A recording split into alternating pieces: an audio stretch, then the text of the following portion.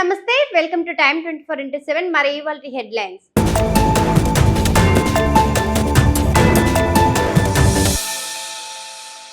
మహాలక్ష్మి పథకం రద్దుకి పరిష్కారంగా కొత్త బస్సులు. ఈ ఏడాది సెప్టెంబర్ నుంచి దశల వారీగా రాక. ఒలెక్ట్రా, గ్రీన్ సెల్ సంస్థలకు బస్సులు తయారీ బాధ్యత. భారత విద్యార్థుల కోసం కెనడా భారీ స్కాలర్షిప్ ఫండ్. $100 మిలియన్ డేటా 200 మందికి ఉపారక వేతనాలు. టొరంటో యూనివర్సిటీకి నిర్వహణలో పూర్తి విద్యా ఖర్చులు చెల్లింపు. భారత్ లో 3 హైబ్రిడ్ స్టడీ సెంటర్లు, ఇన్నోవేషన్ క్యాంపుల ఏర్పాటు. తిరుపతి ఐఐటి, ఐఎస్ఆర్ తో డల్హౌసీ యూనివర్సిటీ భాగస్వామ్యం. గత ఏడాదితో పోలిస్తే కొంత రికార్డులు నమోదయ్యే అవకాశం.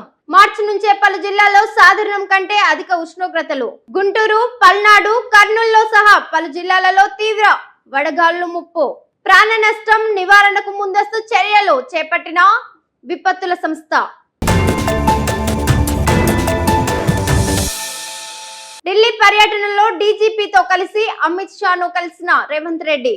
మావోయిస్టుల లొంగుబాటు పరిణామాలపై చర్చించిన హోంమంత్రి సీఎం. ఈ నెల 31వ తేదీన జరగనున్న మావోయిస్టుల రహిత భారత్ కాన్ఫరెన్స్ పై చర్చ. T20 ప్రపంచ కప్ సందర్భంగా పాక్ ఆటగాడి వివాదాస్పద ప్రవర్తన. శ్రీలంక హోటల్లో మహిళా సిబ్బందితో అనుచితంగా ప్రవర్తించిన క్రికెటర్. క్షమాపణలు చెప్పి జరిమానా విధించి వివాదాన్ని సద్గమించిన జట్ల మేనేజర్. పాకిస్తాన్ క్రికెటర్ బోర్డు కూడా చర్యలు తీసుకునే అవకాశం. తిరుపతిలో Dalhousie university global innovation camp ఏర్పాటు. ఇరు దేశాల యూనివర్సిటీల మధ్య మొత్తం 13 కీలక ఒప్పందాలు. కెనడా ప్రధాని భారత పర్యటన అనంతరం ఈ కీలక నిర్ణయాలు.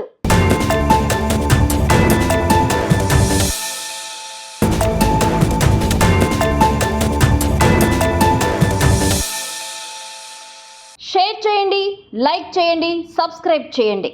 మరిన్ని వీడియోల కోసం బెల్ సింబల్ పై క్లిక్ చేయండి.